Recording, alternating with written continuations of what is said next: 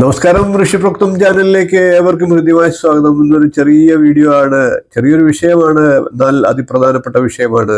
കടലിൽ സ്നാനം ചെയ്യുക പുണ്യ തീർത്ഥ സ്നാനമാണ്.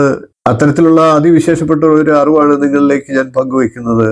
അമാവാസിയും തിങ്കളാഴ്ചയും ഒന്നിച്ചു വരുന്ന ദിവസം കടലിൽ സ്നാനം ചെയ്ത് പിതൃക്കൾക്ക് തർപ്പണവും ബലിയും നടത്തിയാൽ പിതൃക്കളുടെ പൂർണ്ണമായിട്ടുള്ള അനുഗ്രഹം ലഭിക്കുമെന്നാണ്. വ്യാഴം, ശനി എന്നീ ദിവസങ്ങളിൽ അതിരാവിലെ കടൽ തീരത്തെത്തി സ്ത്രീകൾ തങ്ങളുടെ ശരീരത്തിൽ മഞ്ഞൾ പൂശിക്കൊണ്ട് തങ്ങളുടെ കുടുംബദോഷങ്ങളെല്ലാം അകന്ന് പോകണമെന്ന് പ്രാർത്ഥിച്ച് കടലിൽ സ്നാനം ചെയ്താൽ കുടുംബത്തിലെ എല്ലാ ദോഷങ്ങളും ഇല്ലാതാകുമെന്നാണ് വിശ്വാസം. അതേപോലെ തന്നെ പൗർണമി ദിവസം സ്ത്രീകൾക്ക് സമുദ്ര സ്നാനം ചെയ്യുന്നത് വളരെ വിശേഷമായിട്ടാണ് പറയുന്നത്. അന്നേ ദിവസം ചന്ദ്രന്റെ പൂർണ്ണ സ്വാധീനമുള്ള ദിവസമാണ്.